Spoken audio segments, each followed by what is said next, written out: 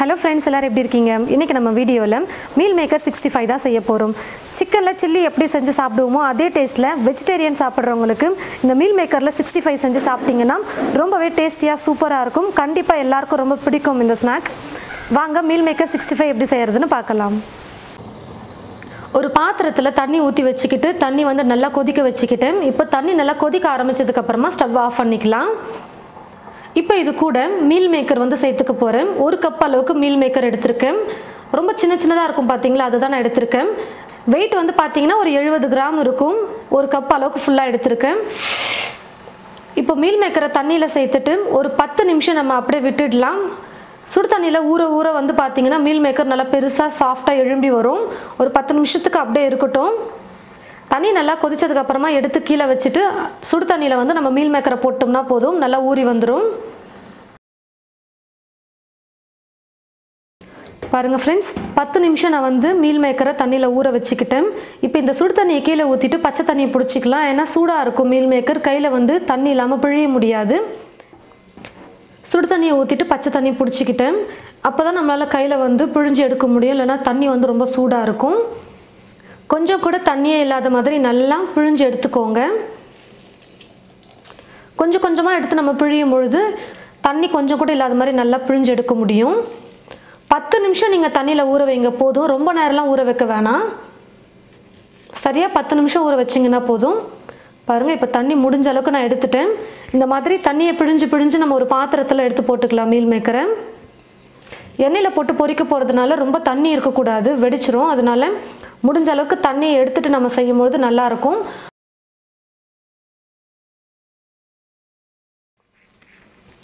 எல்லா மீல் மேக்கரையும் நான் வந்து தண்ணி இல்லாம நல்லா பிழிஞ்சு எடுத்து ஒரு பாத்திரத்துல வச்சுக்கிட்டேன். இப்போ நம்ம மிக்ஸ் பண்ணிக்கலாம்.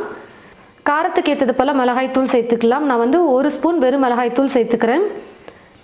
உப்பு தேவையான அளவு, கரம் மசாலா 1/4 ஸ்பூன், இது வந்து ஆப்ஷனல் தான், வேணான்னா நீங்க ஸ்கிப் பண்ணிக்கலாம். மஞ்சள் தூள் கொஞ்சம். 65 வந்து நல்லா கலர்ஃபுல்லா இருக்கணும், நல்லா ரெட் கலர்ல இருக்கணும் அப்படின்னு நினைச்சீங்கன்னா நீங்க வெறும் மிளகாய் தூளுக்கு பதிலா நீங்க காஷ்மீரி சில்லி பவுடர் கூட சேர்த்துக்கலாம். அப்படி இல்லைன்னா நீங்க ஃபுட் கலர் கூட சேர்த்துக்கலாம்.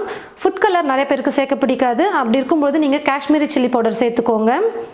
ஒரு 2 ஸ்பூன் நீங்க காஷ்மீரி சில்லி பவுடர் சேர்த்துக்கிட்டா கூட போதும் வெறும் மிளகாய் தூளுக்கு பதிலா. 1 ஸ்பூன் இஞ்சி பூண்டு விழுது சேர்த்துக்கிறேன்.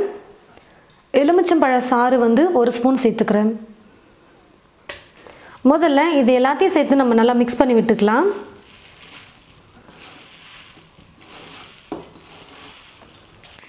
எல்லாத்தையும் சேர்த்து நல்லா மிக்ஸ் பண்ணதுக்கு அப்புறமா கடலை மாவு சேர்த்துக்க போறேன். 5 ஸ்பூன் கடலை மாவு சேர்த்துக்கிறேன்.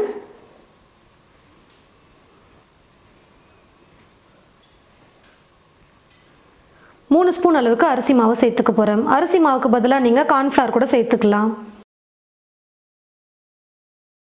இந்த மாதிரி ஸ்பூன் ஃபுல்லா அரிசி மாவை எடுத்துக்கோங்க. இப்போ இது எல்லாத்தையும் சேர்த்து மிக்ஸ் பண்ணிக்கலாம்.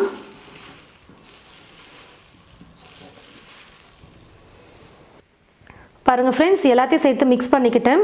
தண்ணி எல்லாம் எதுவும் எக்ஸ்ட்ரா நான் சேர்க்கல, ஏன்னா மீல் மேக்கர்ல இருக்கிற ஈரப்பதமே கரெக்டாக தான் இருந்துச்சு. மீல் மேக்கரை பார்க்கும்போது மேலே கோட்டிங் வந்து ஃபுல்லாக இருக்காது, கொஞ்சம் அங்கங்கே ஒட்டி தான் இருக்கும் கடலை மாவு. உங்களுக்கு நல்லா ஃபுல் கோட்டிங் வேணும் அப்படின்னு நினச்சிங்கன்னா நீங்கள் கொஞ்சம் எக்ஸ்ட்ரா அரிசி மாவும் கடலை மாவும் சேர்த்துக்கலாம்.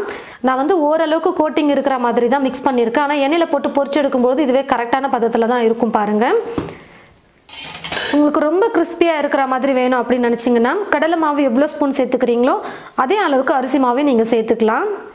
கடாயில் எண்ணெய் ஊற்றி வச்சுட்டு எண்ணெய் வந்து நல்லா காஞ்சிருச்சு. இப்போ நம்ம மீல் மேக்கரை எடுத்து ஒவ்வொன்றா எண்ணெயில் போட்டு பொரிச்சிக்கலாம். மீல் மேக்கர் 65 செய்கிறது வந்து ரொம்ப ஈஸி, ரொம்ப நேரம்லாம் டைம் எடுக்காது இந்த ஸ்நாக்ஸ் செய்கிறதுக்கு. ஆனால் ரொம்ப முக்கியமாக கவனிக்க வேண்டிய விஷயம் என்னென்னு பார்த்தீங்கன்னா, தண்ணியில் போட்டு எடுத்ததுக்கு அப்புறமா கொஞ்சம் கூட தண்ணியே இல்லாத மாதிரி நல்லா நீங்கள் கையில் பிழிஞ்சு எடுத்துக்கணும். தண்ணி இருந்ததுன்னா எண்ணெய் உள்ளே போகும்பொழுது வெடிக்க ஆரம்பிச்சிடும். அதனால் அதை மட்டும் நீங்கள் பார்த்து செஞ்சுக்கோங்க. தண்ணியை நல்லா பிழிஞ்சு எடுத்துகிட்டு நீங்கள் செஞ்சீங்கன்னா ரொம்ப சூப்பராக வந்துடும். அப்பப்போ கரண்டி வச்சு கலந்து கொடுத்துக்கோங்க, அப்போ எல்லா பக்கமும் நல்லா வெந்து வரும்.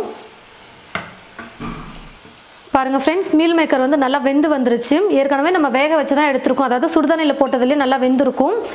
இப்போ நல்லா வெந்து கொதியெல்லாம் அடங்கிடுச்சு பாருங்கள். இப்போ நான் எடுத்துக்கிறேன்.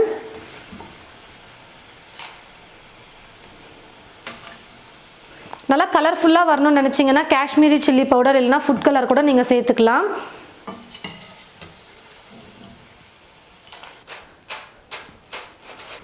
இதே போல் மீதி இருக்கிற எல்லா மீல் மேக்கரையும் எண்ணெயில் போட்டு பொரிச்சு எடுத்துக்கலாம்.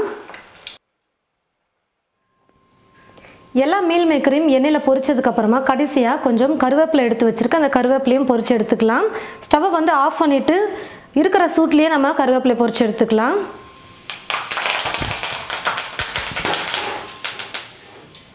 கருவேப்பிலையும் நல்லா பொரிஞ்சு வந்துருச்சு. இப்போ நான் எடுத்துக்கிறேன். பாருங்கள் ஃப்ரெண்ட்ஸ், நல்லா டேஸ்டியாக சூப்பராக நம்ம நான்வெஜ் டேஸ்ட்டில் வந்து சோயா 65 செஞ்சுட்டோம். அதாவது மீல் மேக்கர் 65 செஞ்சுருக்கோம்.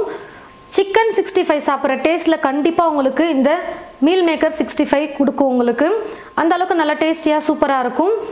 நீங்களும் இது போல் உங்களுடைய வீட்டில் மீல் மேக்கர் 65 செஞ்சு பாருங்கள். செஞ்சு பார்த்துட்டு எப்படி இருக்குன்னு மறக்காமல் கமெண்ட் பாக்ஸில் வந்து கமெண்ட் பண்ணுங்கள். இந்த வீடியோவை மற்றவங்களுக்கும் ஷேர் பண்ணுங்கள். இது போல் நிறைய ரெசிபிஸ் பார்க்க தமிழ் ஃபுட் மசாலா சேனலை மறக்காமல் சப்ஸ்கிரைப் பண்ணிக்கோங்க. தேங்க்யூ.